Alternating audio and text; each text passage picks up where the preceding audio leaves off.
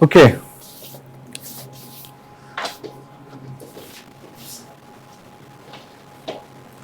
Fine.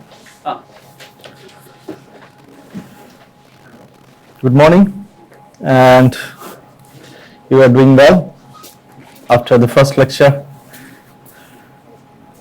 So, after yesterday's lecture on this IR and NMR spectroscopy, today we will learn something about your heteronuclear NMR, where we will be talking mostly on or learning mostly on about boron NMR, and then some phosphorus and some fluorine NMR, and why they are important to us and why to learn them. So when we talk about heteronuclear NMR, that means we will be talking or we will be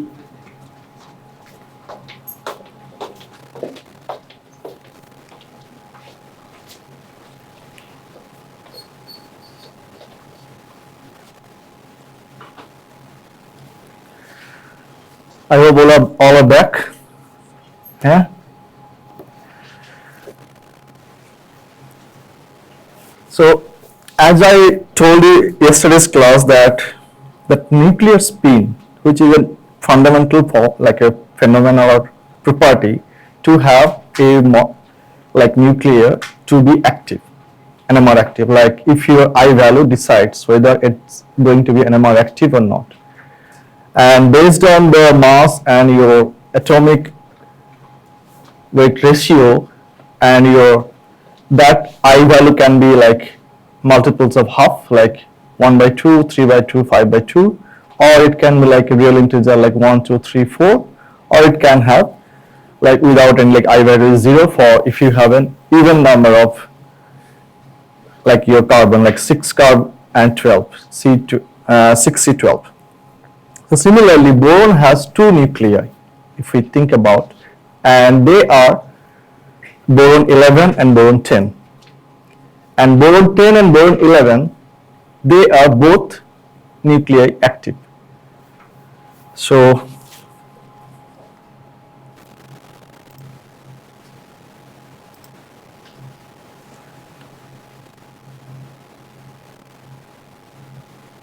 I just make a new slide and then I will start it here, because mostly I will write it down here.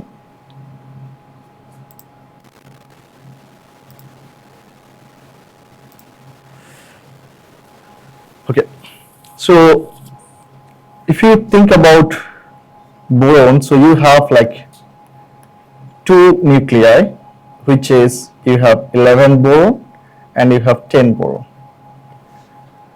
And these both of them are going to be NMR active.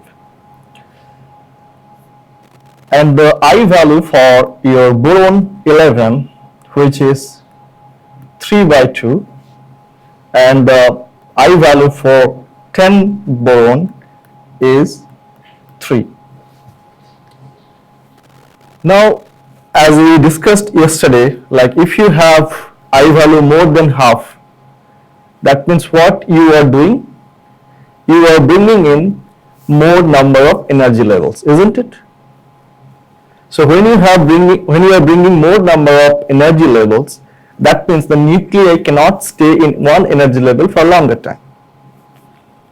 So, and when you have I value half, that means those nuclei are termed as your spherical nuclei, because and that's why the nuclear or the NMR spectra you see for proton and fluorine and phosphorus, mostly they're sharper.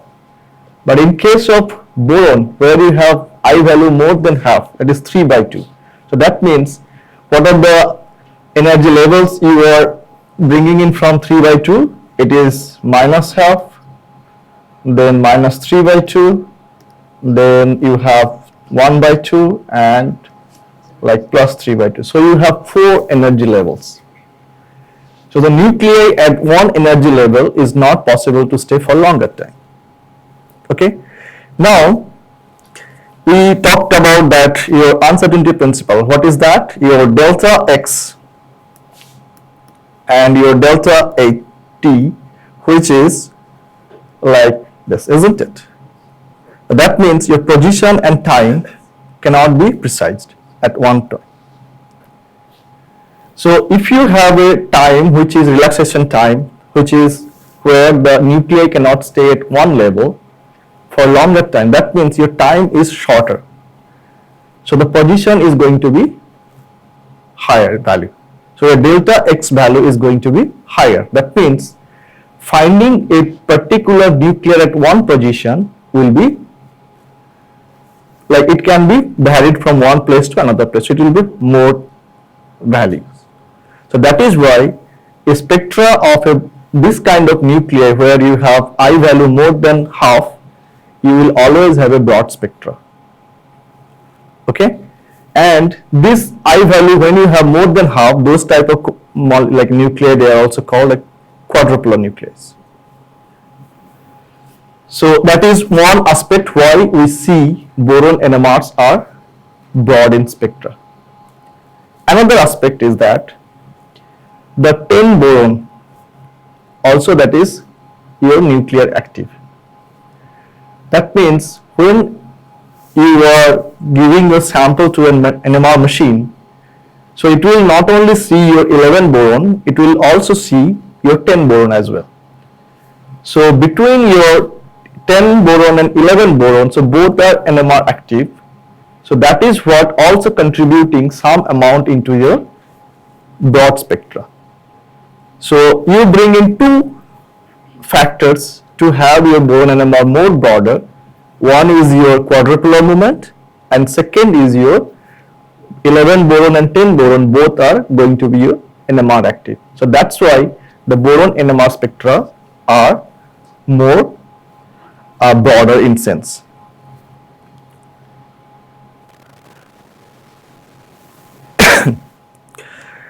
Now, like your proton NMR, the internal standard also a integral part of it. So boron NMR also we need to have an internal standard. So till now, I hope that you understand why boron NMR are going to be broad in sense. Okay. Now, when we talk about internal standard, like what we use generally for proton NMR? TMS, isn't it? Tetramethyl silane. And in case of boron NMR, what is the reference people use generally? It is BF3. Okay, ether BF3, like BF3 ether. So that your BF3 ether in CDCl3, like 15% in CDCl3. So this is going to be your internal standard in boron NMR spectroscopy. Sometimes some other salt which already standardized according to the BF3, they also can be used. Like some of the cases, maybe you will see some paper, they have used this B3H8 ammonium salt, ammonium B3H8, which is also used as a reference in the boron NMR spectra, because this comes boron NMR value at minus 29 ppm, and in case of BF3 this is at 0 ppm. So if we know the value of the references, so you can use any one of them. Suppose you have synthesized some compound and you have referenced it according to your BF3, and then that compound, it is solid, it is very, very stable, so you can handle it properly and you can use that as your reference as well in your NMR machine.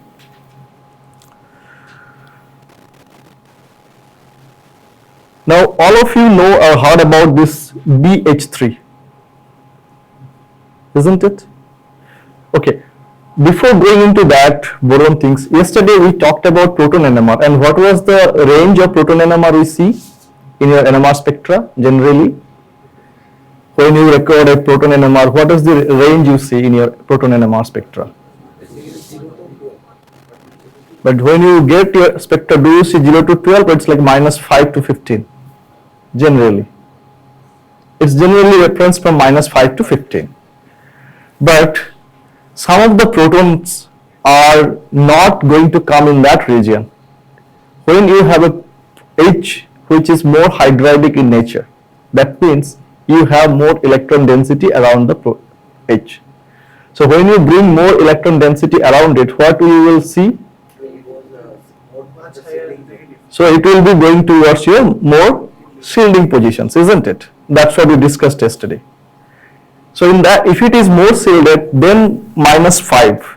So are you going to see that in your NMR spectra if you are recording? Because you are not giving that spectral width to the machine to see from minus 5 to 15, because that will come way big after that. So sometimes we see NMR spectra of metal hydrides, isn't it? Metal hydrides. That also you have proton there, isn't it? H. So those hydrides will come where? They will come more than minus 5. So it is around minus 10, minus 15 based on your metals are there. So when you are looking at that kind of H in your proton NMR, so always try to see that you are not recording only minus 5 to 15. Always give an instruction to the operator or your machine that I want to see from minus 20, so that you don't miss out that. So similarly, boron also has that spectral width, and according to your boron environment, we have to decide where we want to look at. And if you are running from very broad like minus 200 to plus 200, I think you have covered most of the boron environment. So that is why you just give instruction or ask your machine to run from at the minimum to the maximum, so you don't miss out anything what you are looking at. Now when we are talking about or dealing with this, which type of boron we want to see, or we will come to your downfield shifted, and which type of boron will be on your upfield shifted. So what will be the nature of the boron? So based on yesterday's discussion, what we have learned, the electron density around the particular nuclei, if it is more, we are going to see them on your like your shielding positions or shielded positions, isn't it? So if so generally, do you erase that or you just keep it and go the next? Yes. Next. So then I should.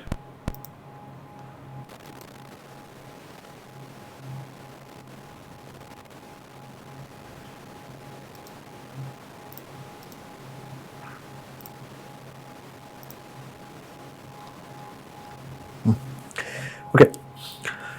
Now you know this compound, isn't it? And as an organic chemist, I think most of you use that also, BH3. And how you generate? Do you generate or you just buy it?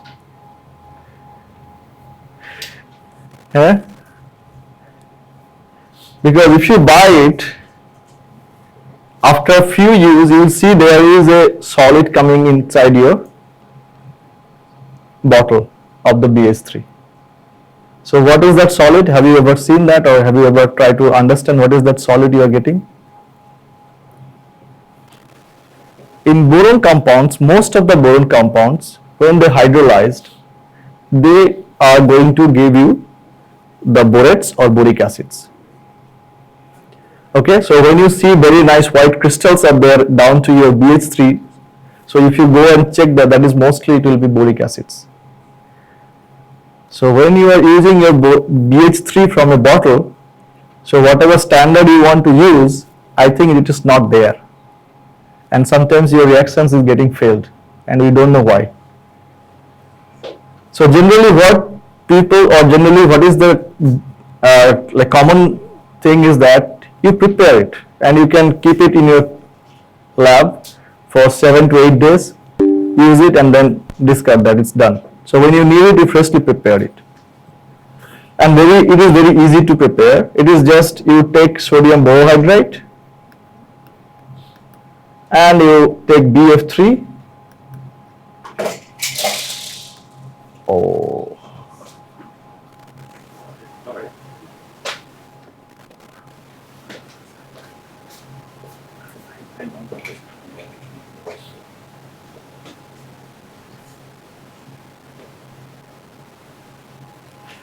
So BF3, and now if you are taking THF as a solvent, okay, so you generate BH3 THF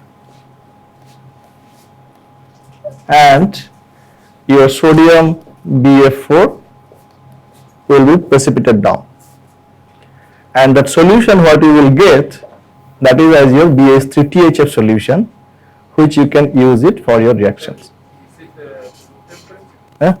It's a room temperature. So you start with 0 degree in like your ice, and then you can store it in room temperature or in fridge for 6 days, 6 to 7 days. And then once it is done, you used it. So that's why you always prepare in small amount, use it, finish it. Okay. Now this BH3, when you just little heat it up, what it generates or what it gives? It gives you to the B2H6, isn't it? And most of you have known the structures of B2H6. So how it look like? You have your two types of protons there.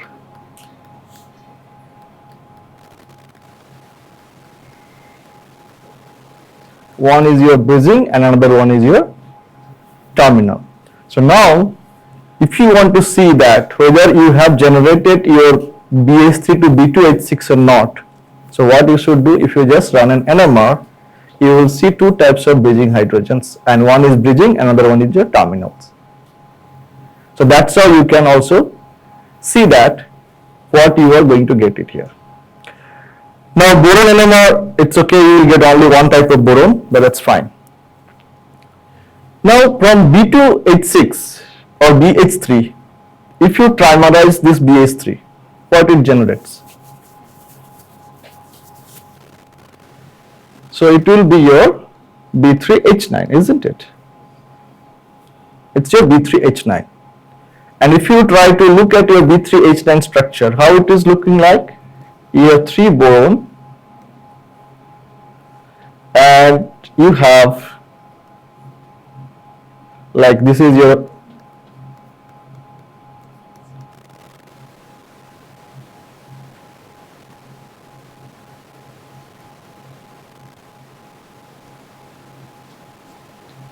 this is your B3H9, because why I am coming here, in your first like a slide we discussed about B3H8, isn't it, as a reference standard. So this B3H9, you see all the borons are here, what? They are the same equivalence, isn't it? Now if I take one H out, so what I will make? I will make B3H8 minus. So if I generate from here B3H8 minus, so what I am generating? I am generating 2 borons are in the same and 1 boron will be different. Is that true or not? So one of the hydrogens, if I am taking it out, suppose I am taking this hydrogen out, so I am just having 2 types of boron. Now if I run the boron NMR of this compound, how many boron NMR signals we should see? 2 signals.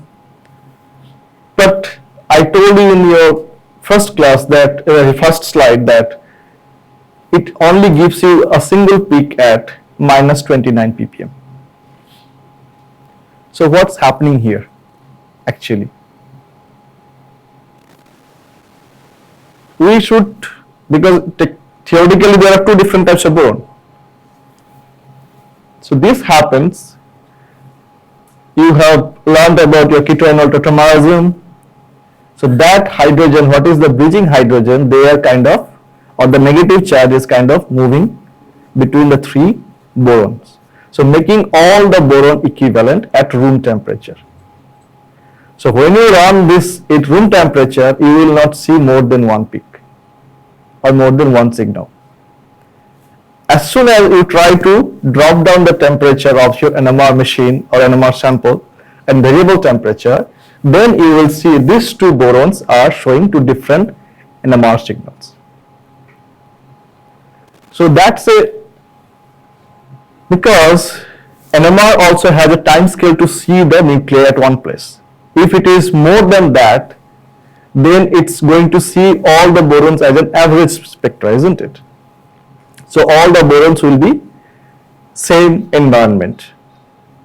But if you are lowering the temperature, that means that fluctuality of the molecules, you are slowing it down.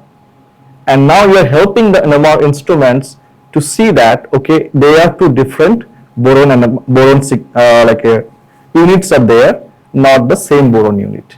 And then you will see, instead of getting one boron NMR signal, we will be seeing more than two boron NMR signals. Okay. Have you ever tried to record the boron or proton NMR of BH4? It's like sodium borohydride you have, isn't it? Most of the labs will have the sodium borohydride. Have you ever tried to record the proton and boron NMR of that? No. So if you see BH4, okay, now this boron and BH3, if we compare between these two, so which boron should have shielding, like a shielded, more shielded, and which will be having less shielded? BH4 minus will have more shielded region boron NMR, isn't it? Because you have more electron density around the boron center, and all the hydrogens are mostly hydridic in nature, and you have more 1 minus again. So this boron NMR, the proton NMR or boron NMR of this, the boron NMR of BH4 comes at where? At around minus 40 ppm.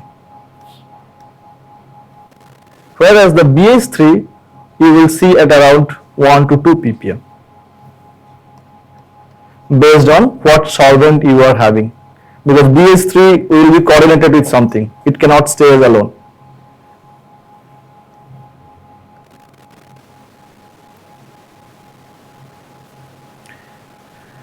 Now, how the NMR will look like of that BH4 minus when we do? Because when we are talking about boron NMR, you have another nuclei which is attached to boron, that is your proton, and that is also an NMR active nuclei. Is it true or not? So you have two nuclei here, boron and proton, and both are NMR active in sense. Now if you are recording a boron NMR for this, so you are dealing with two types of nuclei which are NMR active. So then when you have two types of NMR active nuclei, so they are going to couple to each other. They are going to couple each other. So now instead of getting a single peak for boron, you will get a multiplet here. Okay. So what you will see, according to your 2Ni plus 1 rule, how many lines you should see here? So you should see 5 lines. That means you should see a quintet instead of a singlet. So 11 boron NMR will give a line at 40 ppm a quintet.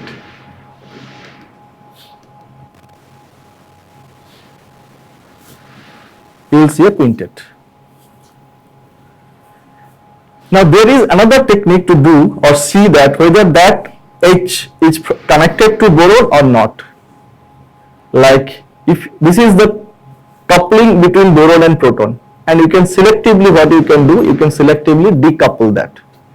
So you can give an instruction to your NMR machine. I want to only see the boron. The other nuclei, whatever it is there, I can define whether it is proton or fluorine or carbon or like your phosphorus, whatever it is there nearby. One of the nuclei you can choose which will not couple with your boron. So that instruction you can give it to your machine. So you can have a two nuclei. One will be NMR machine will see that. Another it will just be blind.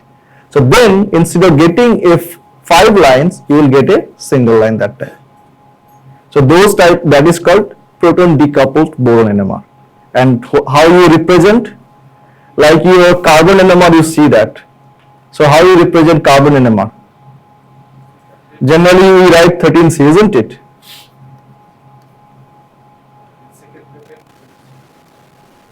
So this is the one, because this H is now decoupled with the carbon. So similarly, if this means it is coupling with your proton, and if this means it is decoupled from the proton, so then you will be sure that the NMR I am getting or I am seeing, okay, there is a H there on the boron or not. So to see that, you need to do this NMR. Because sometimes what we see a broad signal of the boron, and we just say that okay, it may not be BH, only the boron. But if you do a decoupled one, then you will see that peak is getting sharper. That means there was a coupling. That's why the peak was more broader. And when I decoupled or taking out the proton out, so now my boron NMR signal got sharper. So that is why you should run both the proton decoupled and like coupled boron NMR to see whether there is BH or not.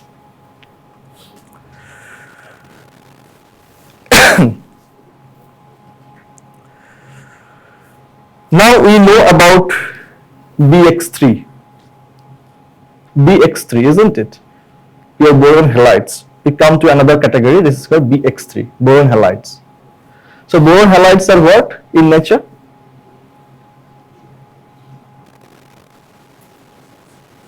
Louis? Acids? Is it?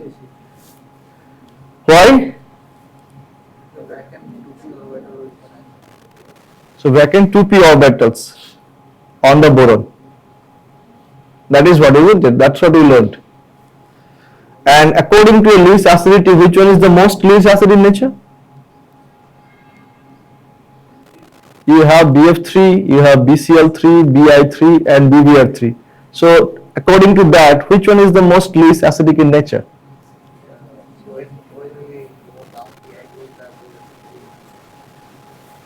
Who is for BF3 and who is for BI3?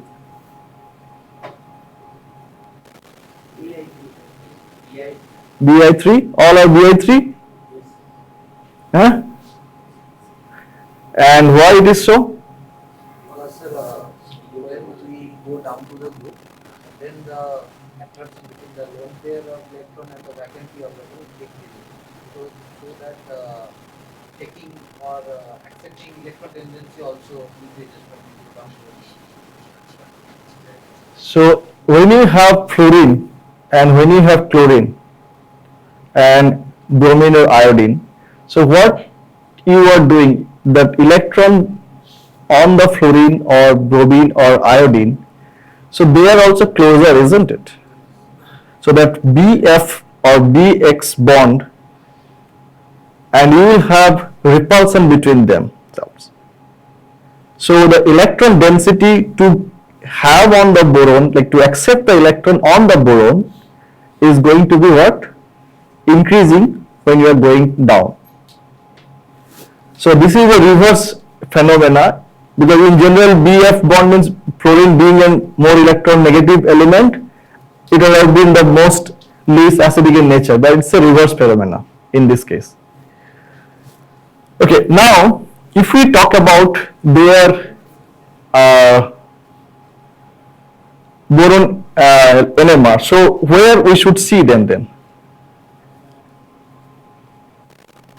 So which one should show you the highest, like your peak on the shielded region, and which one should show in the de-shielded region? So if you can explain that, your NMR also you can explain it. Because where is the more electron density? So when you have more electron density around your boron center, they will coming and into your more shielding regions. So then you can definitely explain where it should come, isn't it? So the range for BX3 comes around 50 to minus 10 ppm. So minus 10 ppm to plus 50 ppm, it varies. So the lowest value for will be what? Your BF3s, and for highest values will be for like I3s.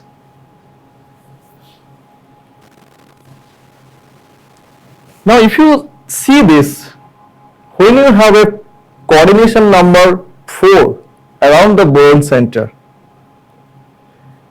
the boron NMR values are kind of on your shielding regions. But when you have boron coordination number 3, they are in the de-shielding regions. If you see some of the boron NMR values also, you will understand them.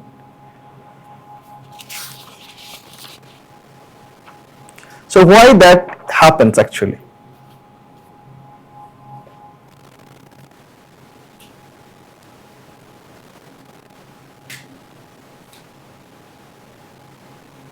Any answer from your side? No. So when you have more coordination number, what? Same thing. Just you apply your knowledge what you are learning day by day. When you are bringing more coordination number around your boron center, what you are bringing? You are bringing more electrons there. So that's why your boron NMR are going to be on your right hand side.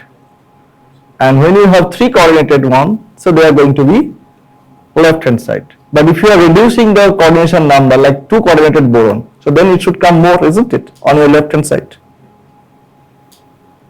And by the name of your carbon analogs, boron also named in the same way. Like BH3 named as what? Borans, isn't it? Like Br3, when you have boron with 3 R group, they are termed as what? Borans, isn't it? Borans. So why? It's like analogous to your alkanes. So similarly, when you have carbon with 3 coordination number, what do you call them? Like Cr3, what do you call them? It's your alkyl group, isn't it? Alkyl or alkyl group. So similarly, boron, when you are reducing one of the coordination, so it is called as a boryl. What is called? And then same way, when you have Cr2, it's still a carbene, isn't it? So similarly, this also termed as your borylene. So if I see their analogous way, how it can be represented, and then you will see that.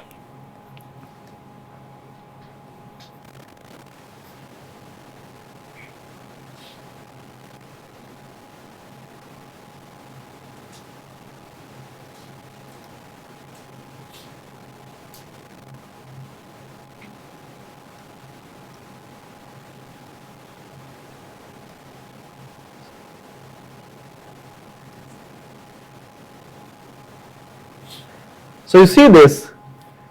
So when you have this kind of your carbon trend, the carbons generally comes at a, if you see the carbon NMR of your carbon, they comes where? To your left hand side, because they are going to be more downfield shifted. So similarly, when you are changing from boranes to boryl to the borylene, their NMR values are also going to be changed towards your downfield shifted, and their name also termed as according to your carbon chemistry. So it's your alkane to borane, then alkyl to boryl, and your carbene to borylene. So that's how they are named according to the analogous to the carbon chemistry. Now when this complexes attaches to your metals, where this catalysis happens, isn't it?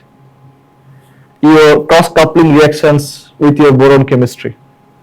That's what you will do, is you read it, most of you, like palladium cross-coupling reactions or like rhodium coupling reactions. So when they attach to your metals, so their boron NMR, if we can see the boron NMR of those complexes, then we can say that while doing a mechanism or mechanistic study, if you run that boron NMR and you see those peaks in the boron NMR, whether you have generated that species in your reaction or not, you can easily make out the mechanistic pathway. Instead of first you think about how the mechanism going on. So if you have some intermediates isolated or see by the NMR, so it will make your case strong, isn't it? So now if this boron compounds attaches to the metal center, so what it will bring? The boron NMR value will be like your shielded or down, like your deshielded.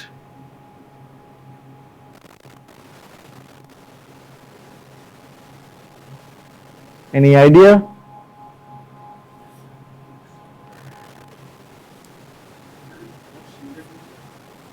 Why it will be more shielded, first of all?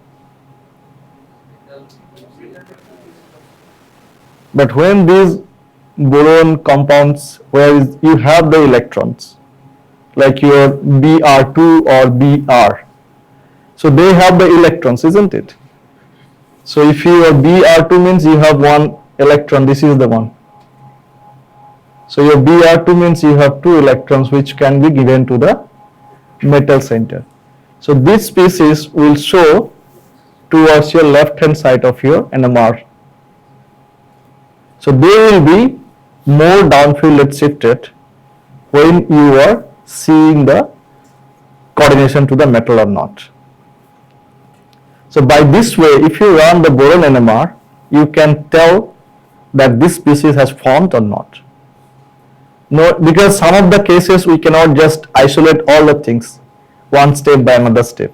But if you run the reaction NMR, so by NMR machine will tell you these are the species formed or not during your reaction process.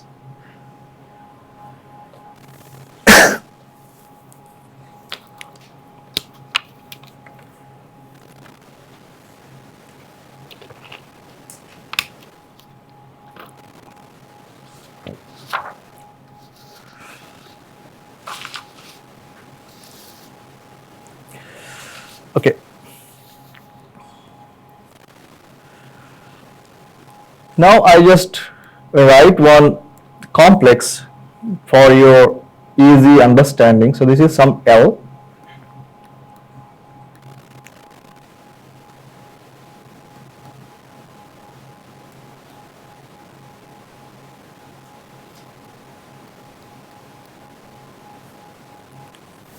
Look at these L are some neutral ligand. Either it can be phosphines or can be carbines or something. So they are the neutral ligands. Now by looking at this molecule, if you want to record a proton NMR for this, so where you should see or where you should start? So you have how many types of protons here? Two types of protons, isn't it? One is your metal hydrides and another one is your like a bridged one. So then these metal hydrides, which and you have this bridged one. So where you should see them? The metal hydrides will be coming at what place, and your bridging hydrogen it should come at where? So these hydrogens, which are more hydridic in nature, you will get them on your right hand side. So this NMR, if you are looking at this NMR, so don't run from -5 to 20 or 15. So you should start at least from -15 to this side 10, that is enough. And these bridging hydrogens they will be in between. Like if this comes at minus 12, so they will be at minus 4 or minus 5 ppm.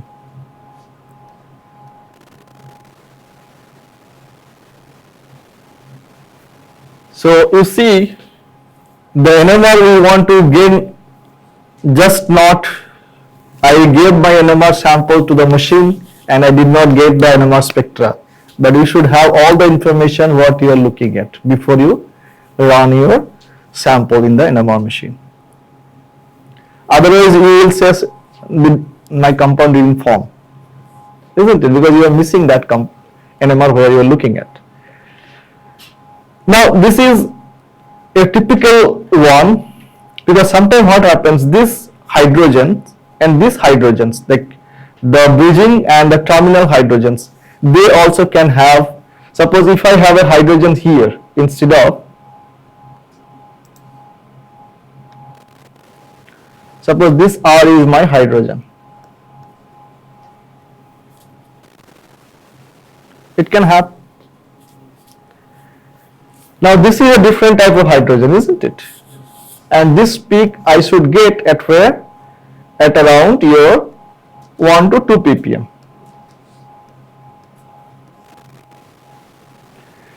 Now if you run the NMR of this, you will see instead of getting 3 signals, proton signals, only 2 are there.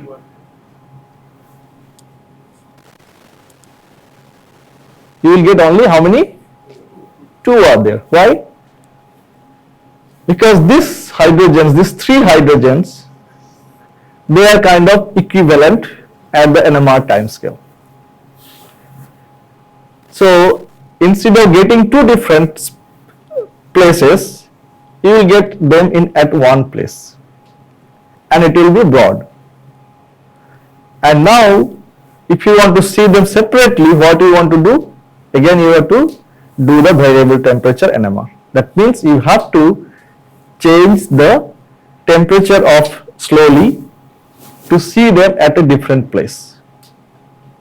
To see them at a different place. Yes. It will minus 4 either 1 to 2.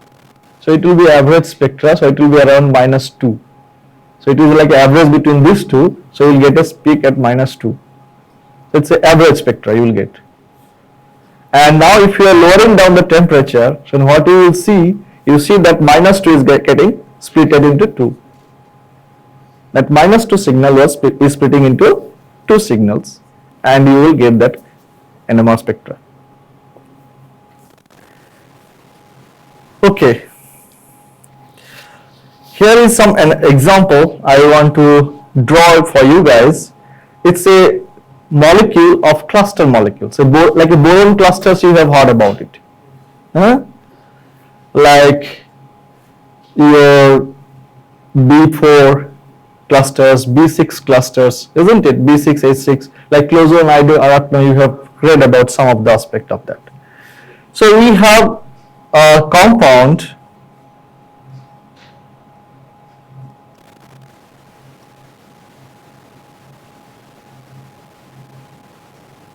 and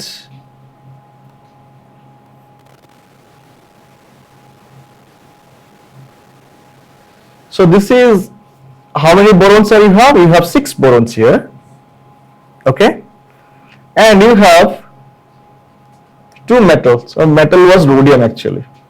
So this is a real example of from a journal. And what happened? They all have terminal hydrogens and they have bridging hydrogens between the borons. And if you see this,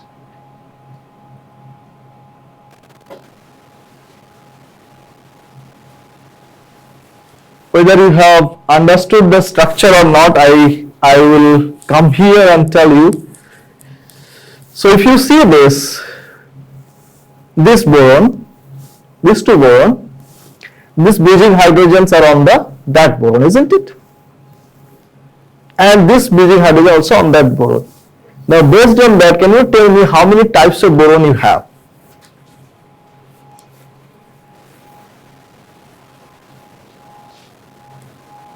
first you don't think about the bridging hydrogen. First you think without the bridging hydrogen. Then how many borons you have? You have 6 borons are there, but how many different types of boron? Like a similar types of boron. Because this 4 boron on this face, this one, this 4 or that square face, isn't it? There is a square. So these 4 borons are same and these 2 borons are different. Is it everyone understand that or not?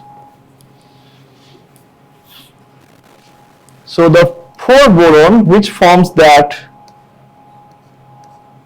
square face, they are same, and the other 2 boron which are here, they are kind of different, isn't it? Because the connectivity of the boron are different actually. Now if I bring the bridging hydrogens, so what we are doing, now I am making this 2 boron different from that 2 boron, isn't it? Because this is a bridging hydrogen between the metal and H. Is that understood to all of you now or not? No? So you had 4 boron which are similar when you did not have this H. Now when you bring this H, so they are now same and these 2 are same. So now you have a situation where this 2 boron, this 2 boron and this 2 boron, there are 3 types of borons are there. If you think in that way, isn't it? And now think about your bridging hydrogens. So you have a BHB and you have your rhodium HB. Okay? That is fine or not till now? Fine. Now if I run the boron NMR for this, what I was about to see? I was about to see 3 different boron signals. Everybody agree with me on that or not? I was about to see 3 different boron NMR because that top 2 boron, then the bottom 2 and the middle 2. So there are 3 different types of borons. But the boron NMR says only 2 types of boron. The boron NMR show me what? Only 2 types of boron. So how I can explain that? That how I am getting only 2 types of boron, although my structure says is this. Can anyone have that answer? How I can explain that?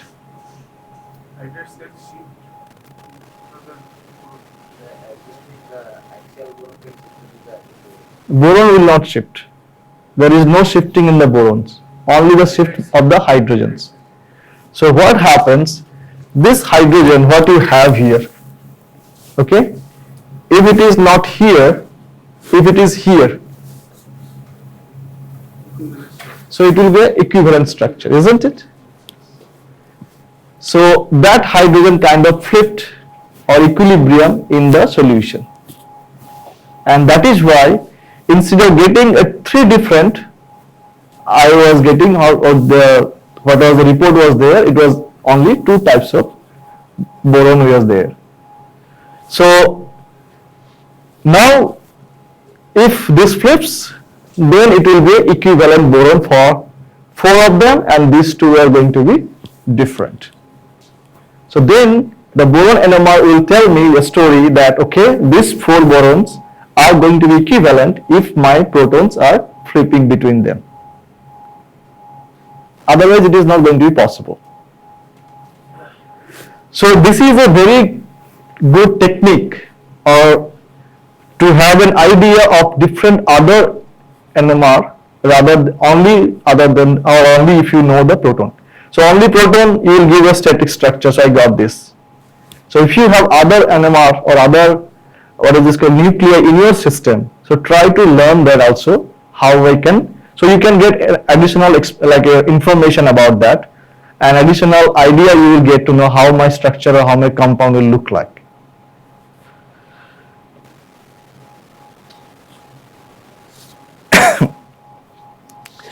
So now I will talk about little bit phosphorus and fluorine, and then at the end we will do some examples combining all the three. So then we will understand more of the NMR of this. So this is a very short overview I have given. So boron NMR, what are the things we learned? Boron NMR, we have two types of boron nuclei which are NMR active, 11 and 10, and boron NMR signals are mostly what is that? They are broad in nature, and why they are broad in nature also we explain. And then which of the boron NMR signals will come to my left hand side or right hand side based on the electron density around the boron center. And then if there is a flipping or the equivalency of boron, then how I can explain them. And one more thing, if the hydrogens, that also we have discussed, where I should run my NMR to see those hydrogens in the hydridic nature, which was yesterday's extension. Okay.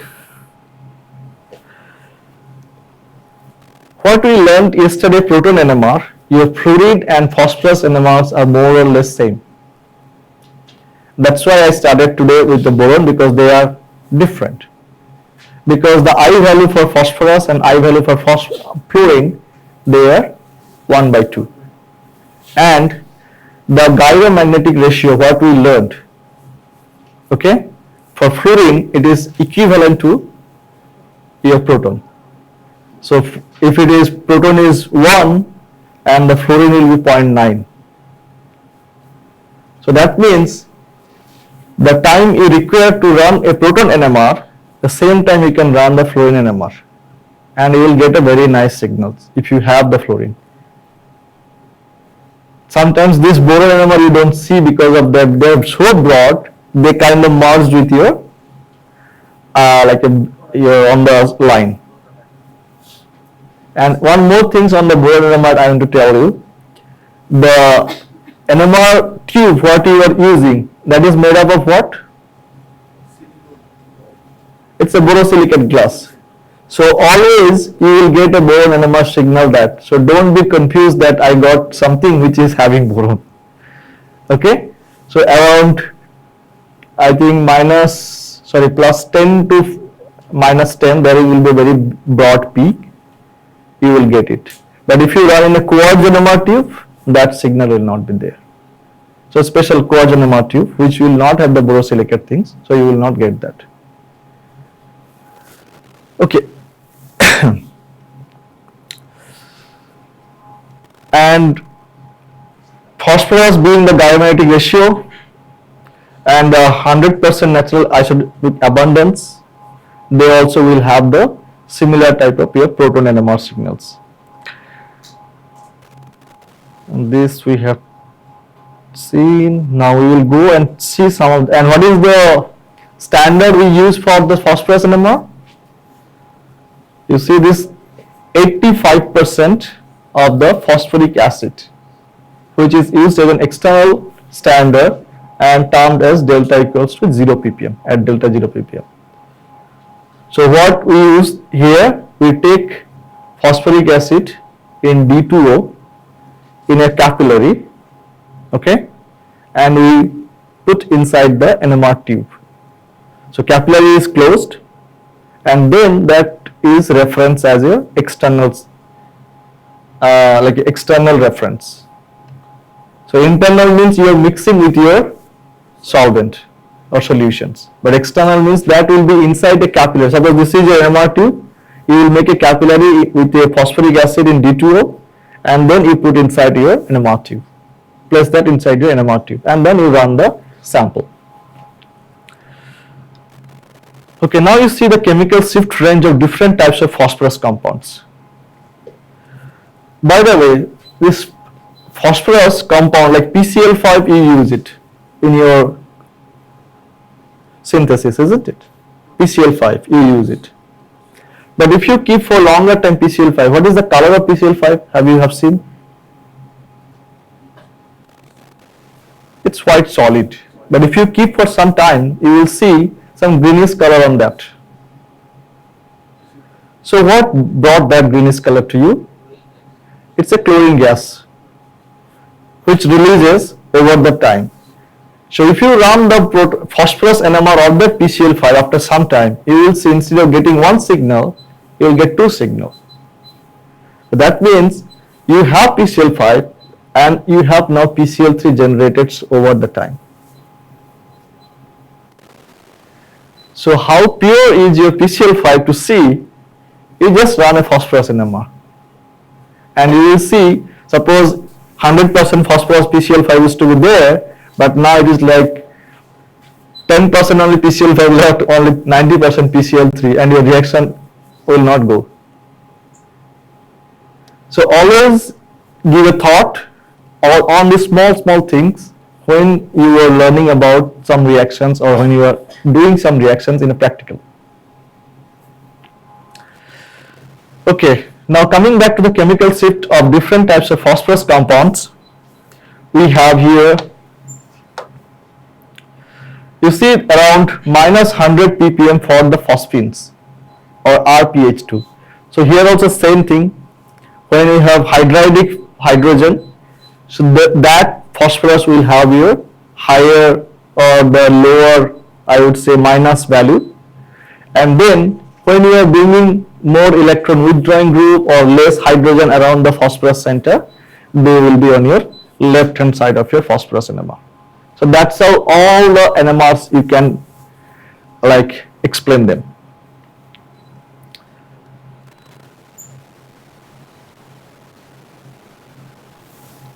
The white phosphorus, okay, P4, that has a value of minus 527 to minus 488 based on the solvents. And you see, that's why the phosphorus NMR spectral width, it should be higher than your proton, boron, anything, because it is where it is coming, you are getting at minus 500. So you should have a proton NMR, sorry, the 31 phosphorus NMR spectral width at least from minus 700, minus 800 running down to check this phosphorus NMR. And then the same thing like your proton, the phosphorus resonance also depends on bond angle, then electronegativity of the substituents, and the pi bonding character of the other substituents. So then the electron on the phosphorus can be given to the pi bonded ligand which is attached to your phosphorus.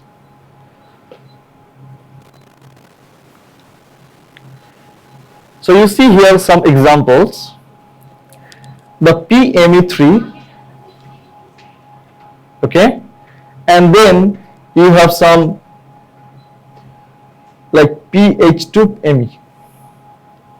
As soon as you have reduced the hydrogen, like which was hydridic in nature, the value shifted towards your left hand side of your NMR. So that's how from minus 160, like 100 ppm is just shifted. It is now minus 62. The same thing if you have seen here, like tertiary-butyl PH2, and when you have this, you see it is also in the same range. So as soon as you are removing the hydrogen and bringing some alkyl groups, they are going to be to your left hand side of your NMR spectra.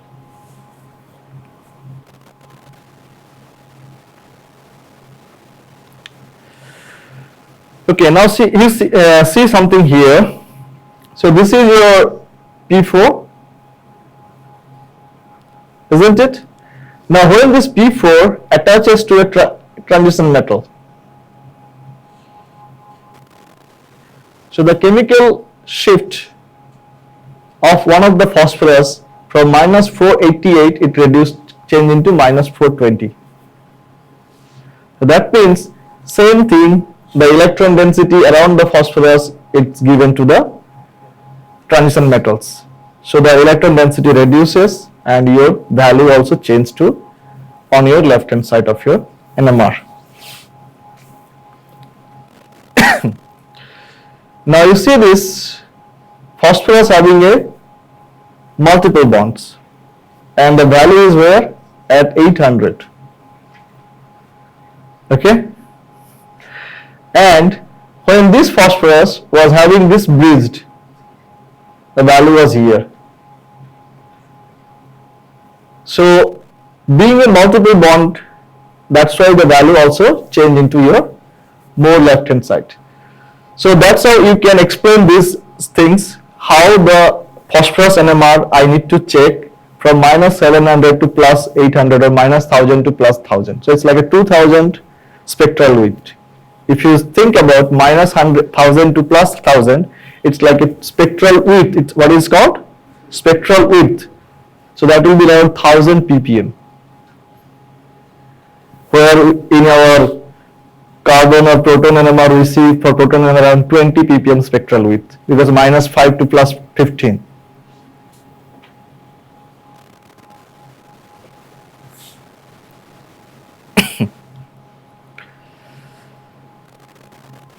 You see, this is a phosphorus NMR of this compound. When it was run, there was a signal at 270 and there was a signal at minus 15. So what does that mean to the chemist when they run the sample? That means, first of all, there are two types of phosphorus will be there, and due to the multiple bond between the phosphorus and hafnium, the value shifted towards your downfielded shift, and when you have phosphorus in that, your like this is the and a single bonded, so then it is now towards your minus 15, means your right hand side of your spectrum, like your NMR. So it's like one is your trigonal planar, isn't it? And another is going to be a tetrahedral, because the lone pair of your phosphorus is there, so it's going to be a tetrahedral.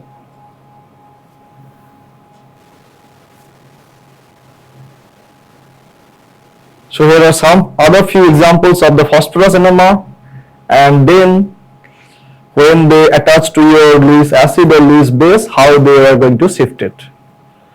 So these things you will study, I will provide you after these things, you can study them and you can have an idea how we can check them, or how we can like run the phosphorus NMR to see some of the reactions.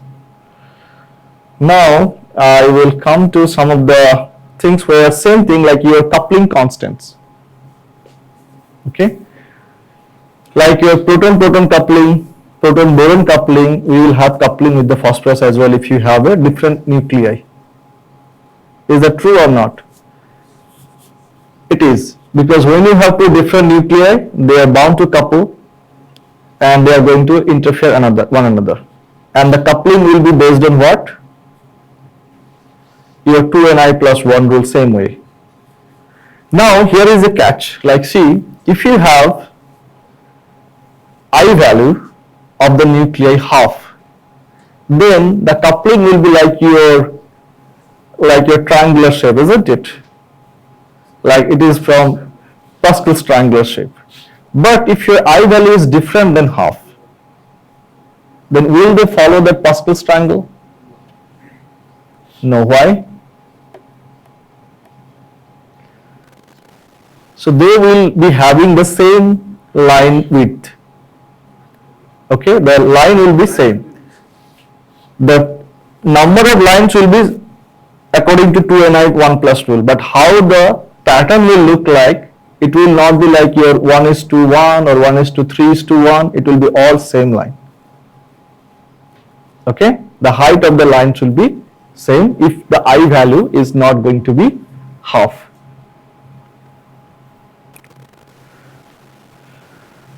Okay,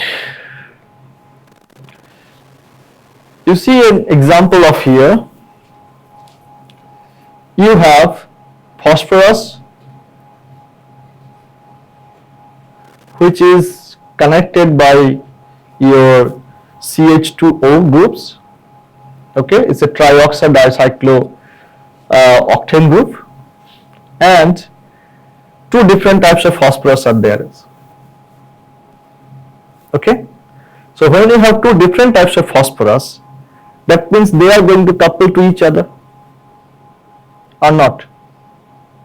They are going to couple to each other. And you see structure of decoupled phosphorus NMR, you see only two phosphorus. But when they are proton coupled, you see the coupling constants are around 2.6 and around 8.9. Because when it's connected to the CH2 group, so which is closer, their J value will be higher, and this is away from the phosphorus center, that's why their J value is going to be lower. And from that coupling constant, you can say which phosphorus is where. So you got a signal at minus 80 and plus 80, if you think about, or minus 70 and plus like 90. Okay? So now which phosphorus is what? If I ask you, because I have to define that this is this. So now if I do a coupled one, then from coupling constant I can tell, okay, this phosphorus is that, and this is for the other one, which is away from the CH2 group. Now there you see how many lines you should get, because how many H groups are there, hydrogens are there, so you should get 7 lines, and you also get 7 lines, and that is going to follow your Pascal's triangle, because I value is half for that. Now if you are doing a proton NMR and you have a boron there, so that boron is going to couple there, but the lines are not going to be your Pascal's triangle. So it is going to be like a, all will be same height, but the reverse is different. When I am doing a boron NMR and proton is going to couple, then the lines will be your Pascal's triangles. So is it understood all? Okay.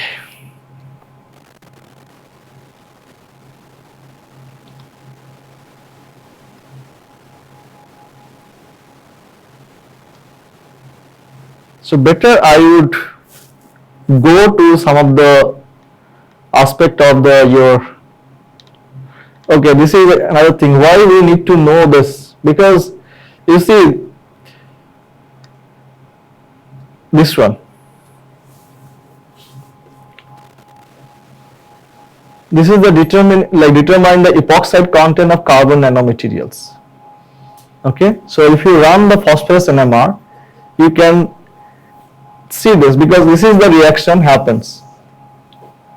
So this is the epoxides when the rhenium compound was attached, and when it is in presence of triphenyl phosphine, you will get this triphenyl phosphine oxide out, and you will get this alkene and this compound back.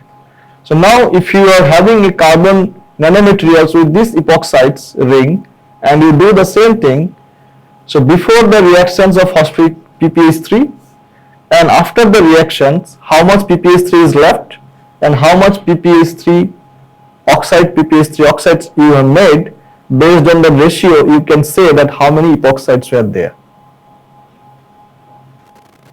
What was the epoxide content? So this is another way to look at or the applications of this phosphorus NMR. So you do this, you get how much phosphorus like triphenyl phosphine left and how much like PPH3O you have made. Based on the ratio, you will get to know how much epoxides are there. So similarly, sometimes you will see some in from your market, you get the compound like honey or some different types of which has the phosphorus content. You will see it's verified by phosphorus and it is written some of the compounds which has a very nice band. They do the phosphorus NMR and they check the purity of the compound and then they say how much you have it.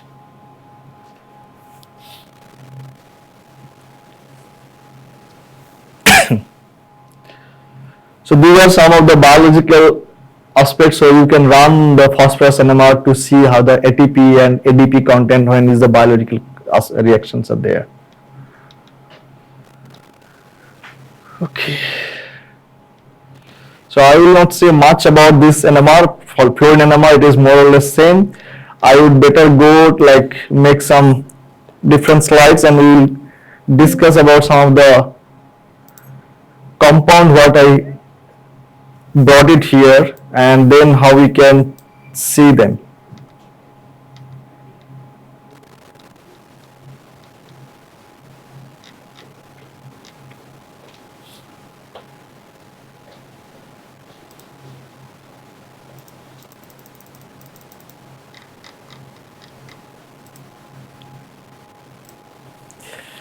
Okay, so till now whatever things we have learned, if we try to summarize them on the boron and phosphorus front and proton, so what are things you learned actually or you are taking away from this class?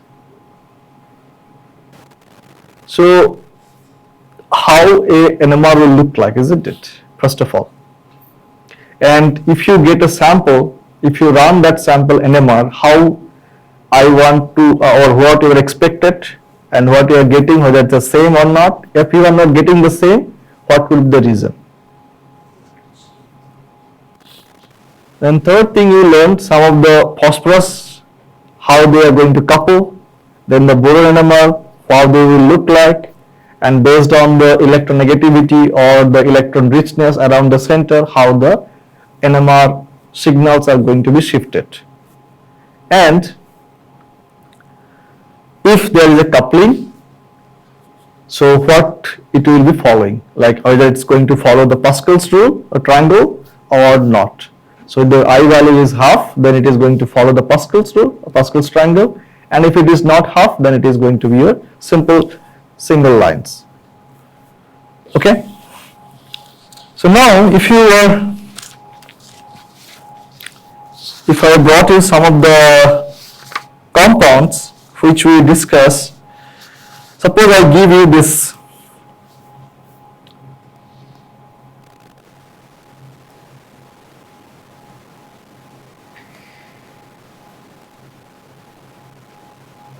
okay, and I ask you to tell me what will be your 31 phosphorus NMR look like and your 19F NMR look like, because both I value are half. Okay, both the I value are half, 1 by 2. So now you tell me if this compound you have, so what you are about to see in your phosphorus NMR and what and about to see in your fluorine NMR. So first talk about the phosphorus NMR. One quadrant. But technically what you have to see? Because your three fluorine which are in the same plane, isn't it? So you should have seen only one quadrant. Maybe this could be your signal look like. The phosphorus 31P. Okay. And the fluorine? So it should have a one doublet. Everyone agree with that? Because three fluorine, they are all same, and you have phosphorus which is going to couple with the fluorine, and phosphorus has I value 1 by 2, so you will get a doublet for the 19F. Now the scenario is this compound is not your static compound, isn't it? They flip. So now if this is like this,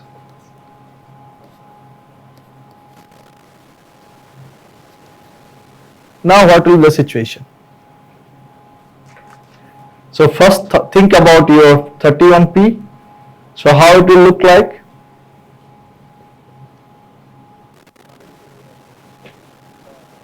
Phosphorus NMR. How many phosphorus you have? One. And what will be the splitting?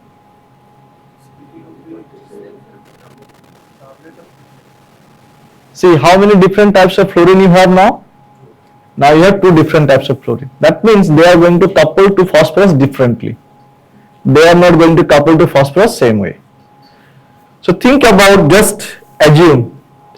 So here this is your axial and this is your equatorial. And the phosphorus to axial coupling is greater than your phosphorus to equatorial coupling. So this much information you have now. Now is it easy to do that? So which one will couple first?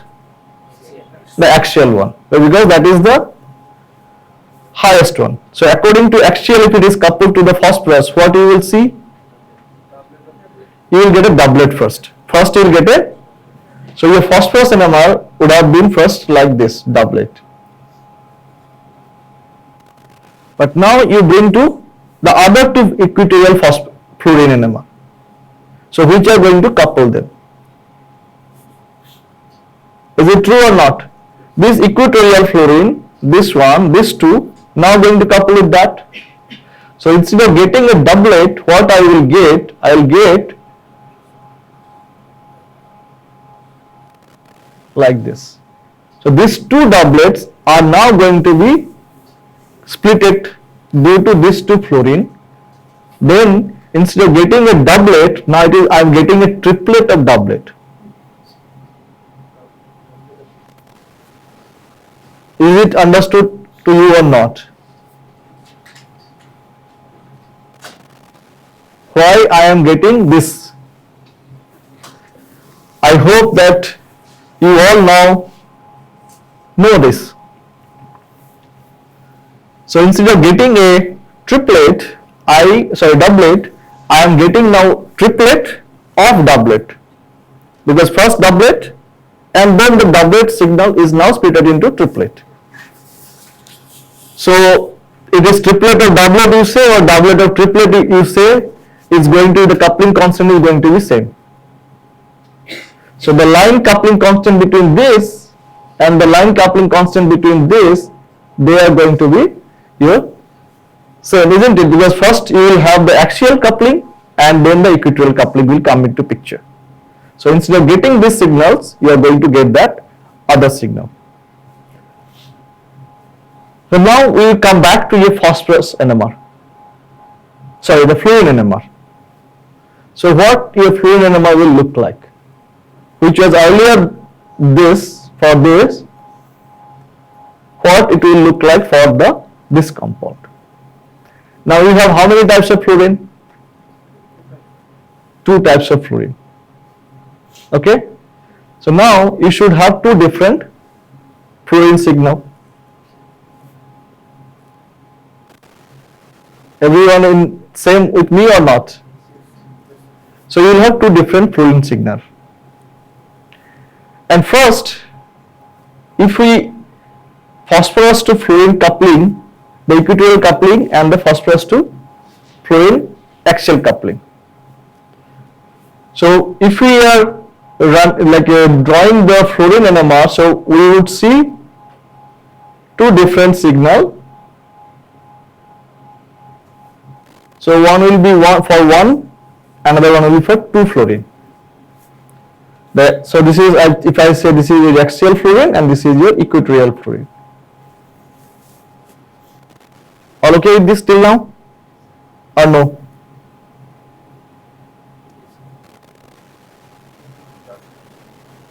Is it okay till now or not, first of all?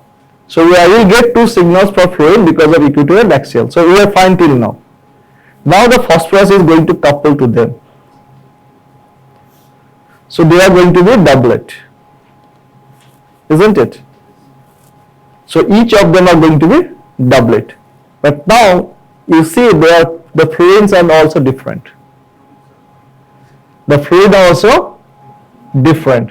So that means there will be coupling between the fluorines and coupling between the phosphorus. So now the spectra, whatever you are supposed to get, it will be kind of a it's a kind of a multiplet you will get. And if your NMR machine is good, you can nicely resolve them and you will see the nice coupling there. So theoretically what we should get now, suppose I say the phosphorus coupling is first, then what I would say, so first this signal will be your doublet, isn't it? Each of the signals will be doublet. So what I will get here, I'll get this. Sorry. So I'll get this because of the phosphorus fluorine coupling. Now each signals, if it is your axial and this is your equatorial, so now this each signals will be what? How many equatorial fluorine you have? 2 equatorial fluorine you have. So that means it will be triplet then. So this is going to be triplet and this is going to be doublet. So I hope that I made myself clear now till to you. So what are the complexity? We have discussed it. With one compound, the scenario is like that. So phosphorus, which were different equatorial and axial, they are going to be coupling to each other. That's why instead of getting a doublet of doublet, we are going to get again those doublets are splitting into triplet. Is it okay with you now or not? Getting okay.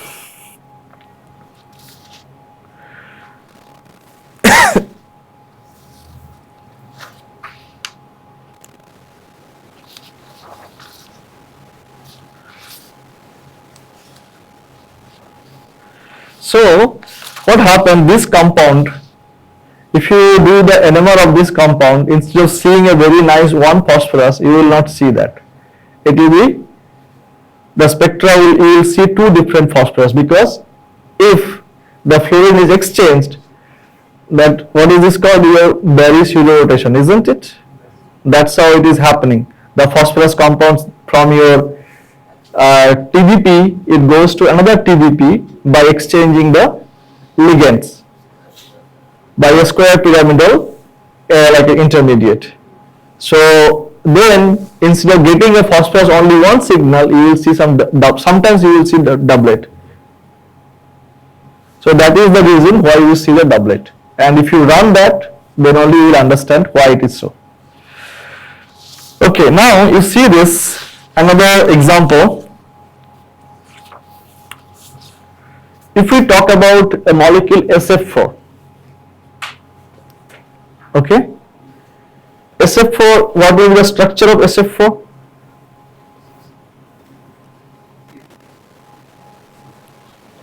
SF4.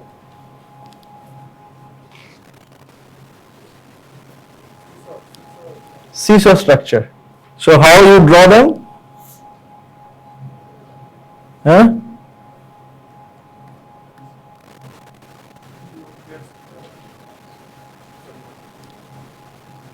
This is the one, isn't it?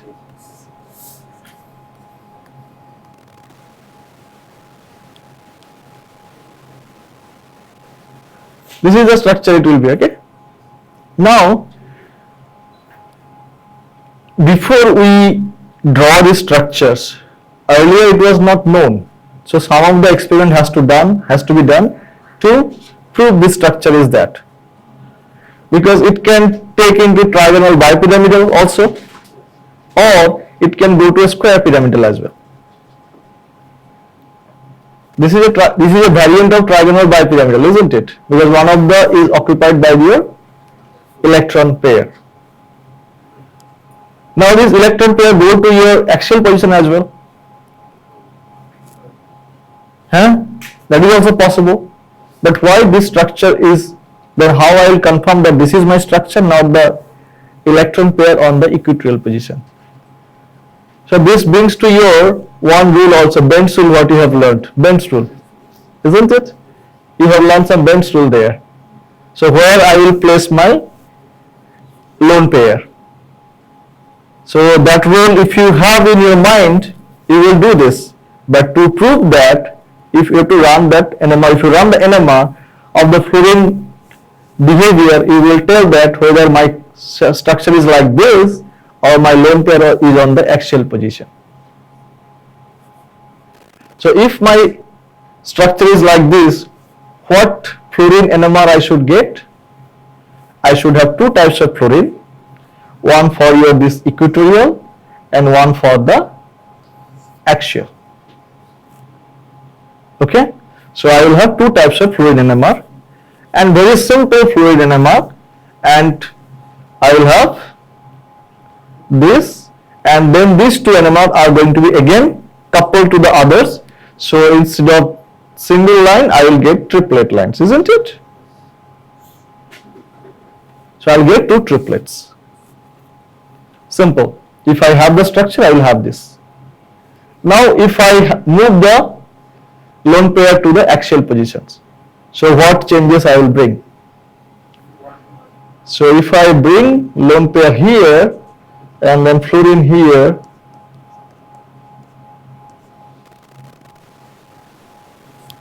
so what I have brought, now my fluorine NMR will look like that. What I have here, is it going to be like this? No, it is going to be something different. What it is? Because now 3 fluorine is in the equatorial position and 1 fluorine is in the axial position. So the splitting will be different. So one will be a quartet, another will be a doublet. Is it true or not? Because where you have the axial fluorine, how many fluorine you have axial? How many fluorine? You have 3 fluorine axial fluorine. So 3 fluorine means you are going to get 4 lines for this one. 4 lines for this one, isn't it? Which is in the axial positions. And which is in the equatorial position, you are going to have 2 lines, means doublet. So by running and fluorine NMR, you will say whether my structure is that or this. Simple way. So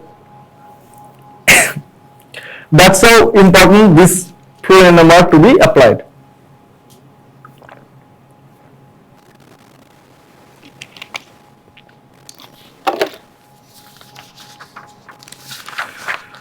Okay, some more examples I will discuss. Okay, you have a PXFY. Okay, and we have to determine what is the X and Y value. Determine what is the X and Y value, and 31 phosphorus is a septate. Okay, what is given? 31 phosphorus is a septate. Means you get 7 lines, and your both like F19F is your half, and 31P also 1/2. And fluorine NMR 19F, you get what? Doublet.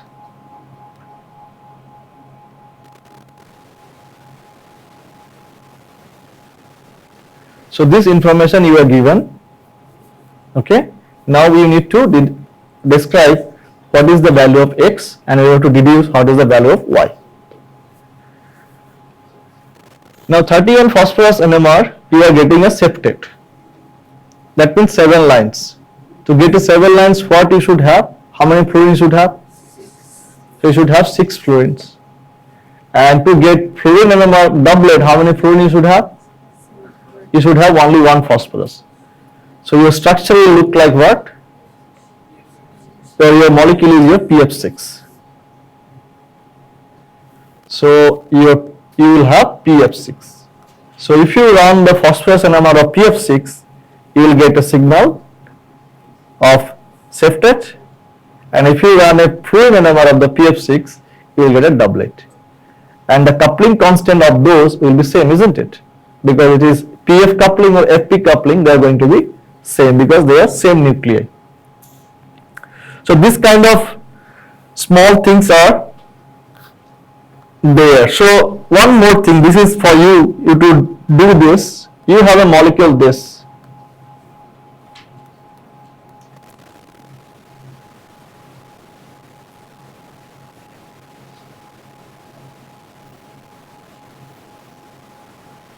Okay, and what is the condition given? Condition given, the 1JPH is equals to 780 Hertz, and 1 JPF is 1030 Hertz, and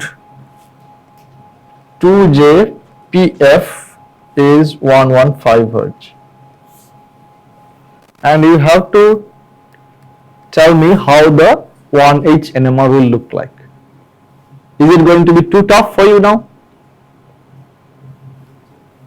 I want a P for proton NMR, and the conditions are this. Or if you are good, so you draw 31P and 19F also. So you can tell me how the 3 NMR will look like if I have these conditions. Sir, how it will be 2J PF, PF it is, sorry pH, sorry pH, yeah, sorry, pH, not PF. So it is 115 Hertz.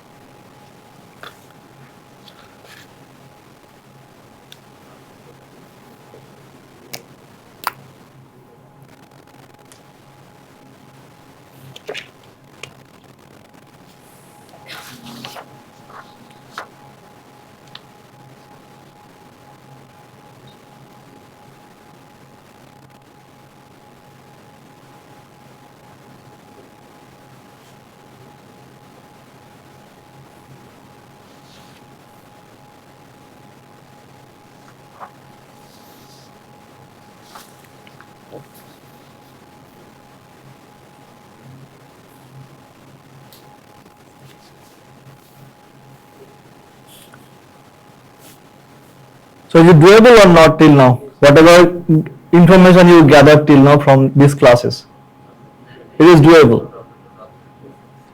So first of all, if we do the proton NMR, how many protons you will see? 2 different types of protons. And what are the coupling are given? So between proton means you have pH coupling, and you have like 1 pH and 2 pH coupling. So based on that, which one will be, both will be kind of a doublet, isn't it here? And when you do the phosphorus NMR, you will also have only one signal, but you have phosphorus and proton coupling. 2 couplings are there because 2 different nuclei are going to couple. And the phosphorus F coupling is more than the phosphorus H coupling. So then you will get a doublet, and then again it will go to a doublet. Because again you have a H coupling, which is 2-bond coupling. So you have kind of going to have one doublet, then again doublet is going to be doublet, and again you are going to doublet. So is it okay or not till now? So if you apply your knowledge till now, whatever you learnt, I think I'm sure that you can do that. Like talk about some of the organic molecules also, like this one, ethane molecule, like a F2, Br, C, CCl2, Br.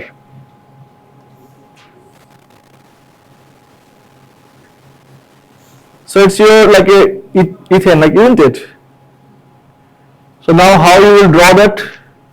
You will draw according to your staggered or eclipse conformation.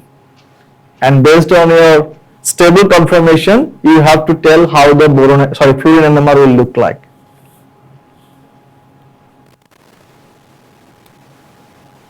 So you do that, 19F will be, how will the 19F will look like.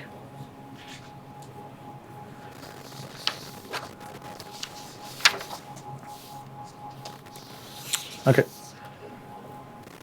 So I have written this.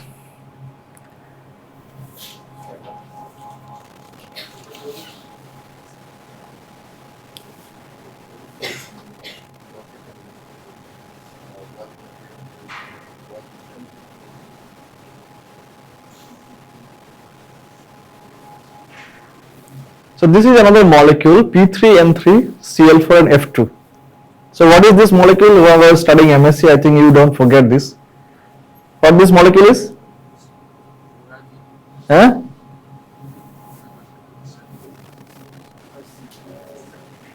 Phosphogens, isn't it? It's a phosphorus nitrogen compound, phosphogens, where you have a 6-membered ring of phosphorus and nitrogen. So you have alternate phosphorus nitrogen.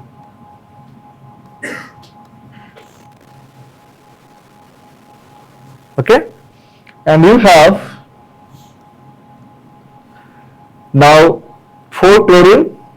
So I'll put this like this, and you have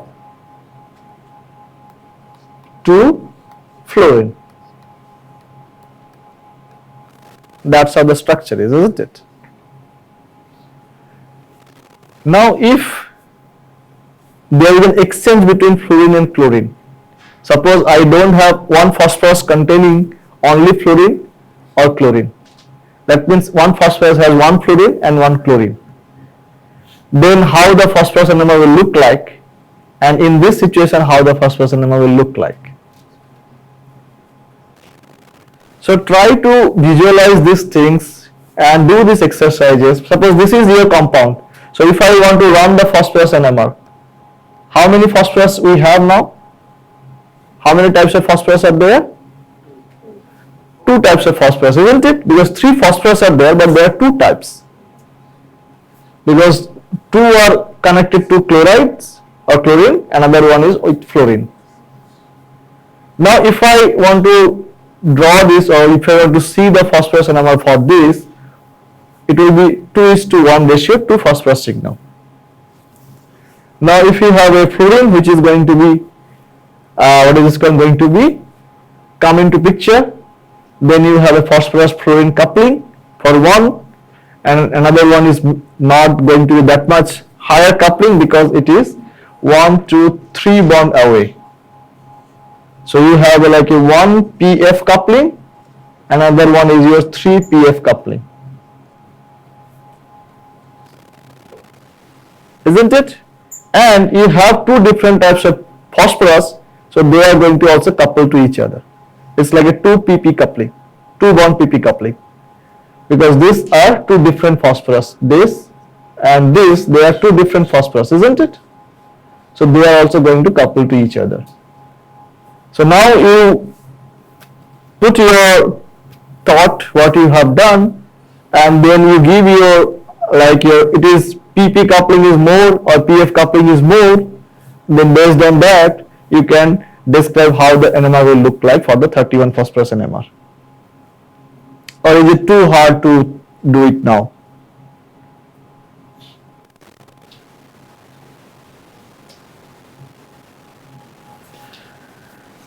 Okay.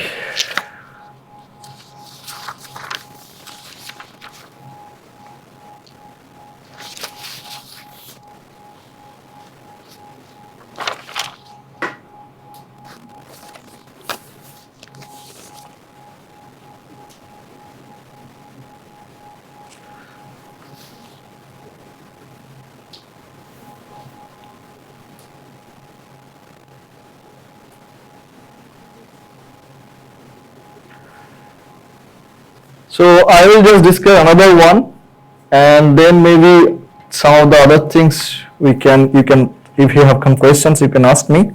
This is just kind of a reactions given. The reaction between Pi3 and PsCl3, okay, in presence of zinc powder gives you P3I5.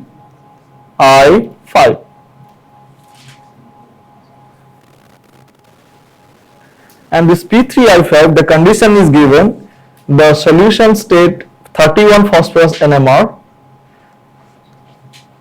31 P NMR for this compound has 1 doublet and 1 triplet.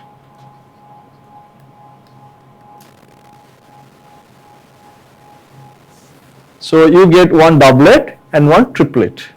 So can you tell what will be the structure for this compound?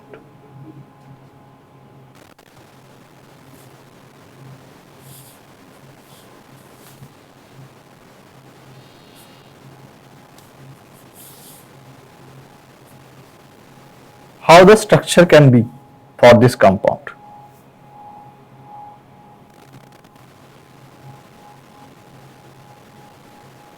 So here one condition is that iodine is going to be your NMR inactive, just one condition. Okay, so there is no iodine involvement in your this multiplicity. So now you can tell me the how the NMR will be one doublet and one triplet.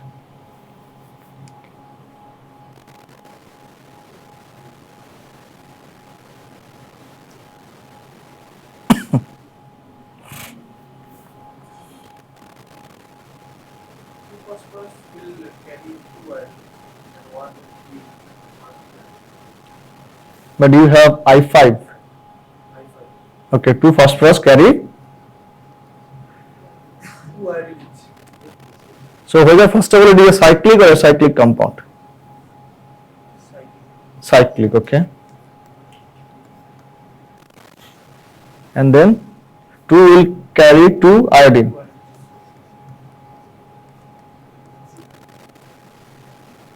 And 1 will carry 1. Now you see the phosphorus valency.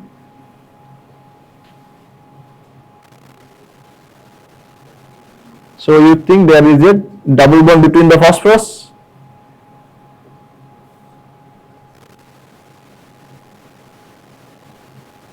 So if I put a double bond, okay. But in this way also can it not possible?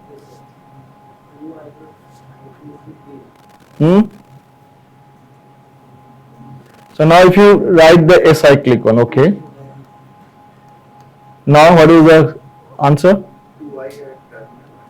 2I at terminal and 1 is at here.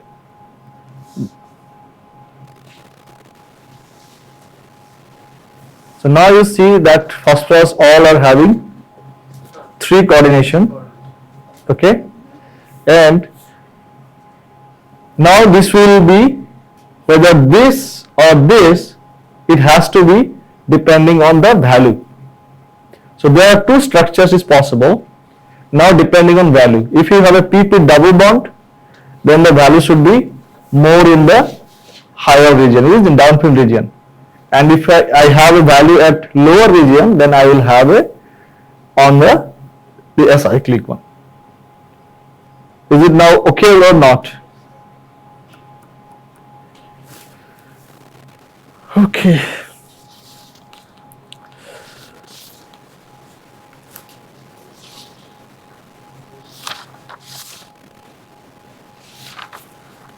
So I hope that I gave you some aspect of your this heteronuclear NMR and how they are going to be recorded and how you are going to see them. And I will like share these slides with you. Maybe you can share with them. And we'll stop it here as well. Okay. So if you have any further questions, please, regarding this.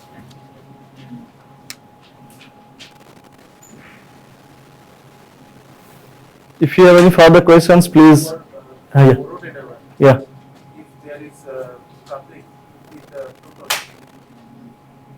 so what is the coupling constant? BH coupling constant. Yeah, it generally comes at like 80 to 160 Hertz. Yeah. If it is terminal. If it is begin, it is lower. Sir, earlier you mentioned both the thing A, 3A, 11, 10B or 11B, both are NMR active. but more often we use 11B. Because of the abundance. First of all, abundance is 80%, more than 80%, and second, you get less number of energy levels. Because when you have I value 3, you are generating 7 energy levels. So that means again your NMR is going to be more and more broader, and you will not see the NMR signals.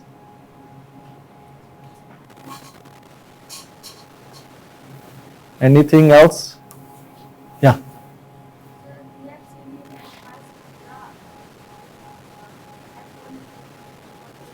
F1? F1?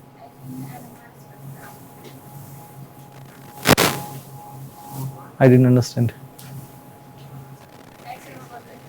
On the x-axis. So that is frequency actually. Sometimes if it is seen, that's F is for frequency. A ppm is written because if you want to see the frequency changes, then it will be different from different, isn't it? Because it is on the how much frequency your radio frequency is there. So then generally now it is universally changed into ppm. So in the beginning maybe there was some F is there, but then it is universally now it is ppm, because then it will be different from different machines.